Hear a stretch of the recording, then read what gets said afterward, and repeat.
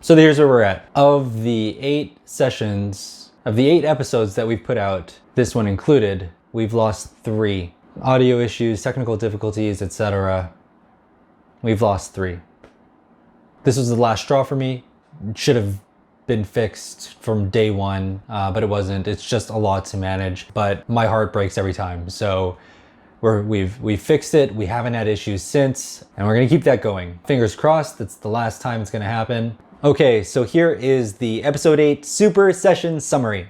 The adventurer's journey continues. They spend the night in Gorn's shelter for victims from the attack on Somar. A whole lot of people in a whole lot of bad shape, basically. Hope asks Gorn about a gauntlet and the cursed orcs. Gorn tells them the story of the Lost Kingdom of Loh-Zyr. The kingdom was the trade capital of the realm for hundreds of years, and when the Dragon of Loh-Zyr came to power, wealth turned to greed. The king, known as the Dragon of Loh-Zyr, conquered neighboring towns, villages, cities with the might of his greatest weapon, a mysterious gauntlet. With the gauntlet, the tyrant wreaked havoc, leaving chaos and desolation in his wake. In the hand of the Dragon of Loh-Zyr, the gauntlet was a weapon of mass destruction. Rif, the god of rivers and seas, condemned the greedy king and his people to the bottom of the Crescent Sea. This was hundreds of years ago. The wise turtle cleric, Gorn, suggests that the Truthseekers speak to a couple of archaeologists. The players are introduced to Mingle and Mangle, 2 sisters, foreigner shopkeepers that moonlight as archaeologists. Mangle likes to fight and perceives great strength in Goel's large form. Mingle offers 2 gems, keys to the Dragon of Loh-Zyr's Mausoleum, where the gauntlet is rumored to rest. Her 2 conditions are that Goel spars with Mangle, and that the adventurers also recover a pair of earrings from the Lost Kingdom. Goel and the rest of the party agree. Battle commences. Mangle is almost as physically intimidating as Goel. The fight is vicious and gets out of hand almost immediately. Hope and Mingle step in to stop the fight. Mingle hands the gems over to the party and offers them a guide into the waters and gives them kimchi of water breathing. Goel hastily takes a bite because he wants to taste it right away, and his neck sprouts gills. His fingers and toes become webbed and he struggles to breathe out on the land. Akindra decides to try the kimchi too. She also begins to struggle to breathe. The adventurers rush to the shoreline to get Akindra and Goel into the water. Their guide stands at the shoreline awaiting them. Goel and Akindra swim as the others row out to sea, and eventually their guide tells them Loh-Zyr should be a straight dive down. Before they dive down, Hope makes the difficult decision to keep his armor on. The party eats their kimchi, they all grow gills, and they swim on down. Except for Hope. Hope sinks down. The guide was correct. They find the lost city. Buildings and statues of stone rest at the bottom of the ocean. Chang notices a glowing purple light and follows it. They discover the light leads them into the Dragon of Loh-Zyr's Mausoleum. They encounter trap after trap, and Chang solves puzzle after puzzle, and they eventually find themselves in the main chamber of the king's mausoleum. Woohoo! A giant squid attacks Goel from the shadows of the chamber. Hope rushes to defend his ally, but his armor slows him down. Chang hurriedly opens the Tyrant King's coffin and goes straight for the gauntlet. As he reaches for it, a voice enters his mind, calling for him. Goel is able to cleave off the squid, and the squid makes a move for Akindra. He tries to resist. This is Chang now. He tries to resist, but the voice is too loud. Yes, come to me, it whispers. Wear the gauntlet. Chang puts on both gauntlets, one black, one gold. Dark tendrils crawl out of a black amulet embedded onto the black gauntlet. It spreads across Chang's body, engulfing him in darkness. Hope sees Chang and feels the weight of darkness in his chest. He swims for Chang. Akindra struggles against the squid. Chang grabs the trident from the cold grasp of the king's corpse. Suddenly, he can hear the giant squid's voice. Protect. Master, protect. Hope reaches Chang, but he can't get it off. Can you heal him if we cut the arm off? Goel questions Hope.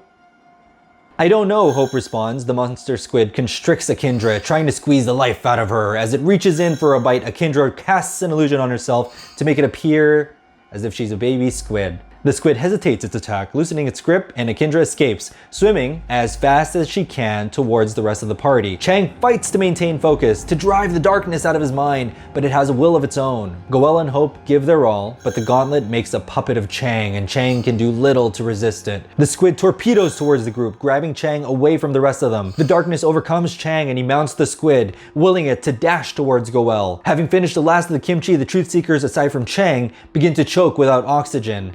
Goel maintains a stillness in his mind and swings with all his might as the squid and Chang zoom towards him. The giant squid's scream of pain echoes in Chang's mind. From the corner of her eye, Akindra catches the glint of shining armor. She reaches into the king's coffin, and as the wizard reaches for the armor, it begins to almost magnetize to her body. Scale after scale, within seconds, the scaled armor transfers to Akindra's body from the king, forming to her shape. Suddenly, she can breathe in the water and feels a sense of comfort in moving within it. The group is able to restrain Chang, remove the gauntlet, and the chamber begins to collapse. Hope collects the gauntlet, keeping his mind centered, and the Truthseekers swim as fast as they can to the Mausoleum's exit. Hope and Goel nearly drown on their way back up to the surface, but they eventually make it back up where their guide has been patiently waiting. They make it back to shore and immediately head to Gorn's shelter. Chang finds Gorn, but when he reaches into Hope's bag to show Gorn the gauntlet, the voice in his head returns, willing him to put it back on. Chang puts the gauntlet back on, but Hope notices there are two impressions on the gauntlet, one with a black amulet and one empty. Hope yells to Goel to run and put the amulet of Mar into the empty impression. Goel sprints and is able to make it to Chang. The white amulet of Mar magnetizes towards the empty impression. Suddenly, the darkness that enveloped the gauntlet surges from black to white, before a circle appears around the two amulets. White light shoots from Chang's eyes and his hair goes black. All of a sudden, Chang feels an overwhelming sense of balance and power and burden all at once. He's back in control. Without a word, the others know it as well. A cloaked old elf, frail with a crazed look, rummages through Hope's pouch. "Give, please. Mine," he mutters over and over. But before Hope can say anything, the elderly looking elf pulls out a ring from Hope's pouch, desperately clutching at it. "Mine, it's mine," he says joyously. The dim light of a nearby candle shines on his face, and though he's clearly aged and frail, there's no mistaking. It's Bishop. And that's where we ended the session. That was episode 8. That's your super session summary. If you like it, great. If you loved it, excellent. Either way, please hit like below. If you like this and you'd like to have this and the sessions, please put it in the comments so we know. Thanks so much for watching. If you want to see more content like this, please hit subscribe. We have a Patreon if you want to support us and help us make sure that this never happens again. Not the super session summaries, but us losing audio or footage from a session. Then yes, it helps a lot. Thanks so much for watching. Until next time, adventurers.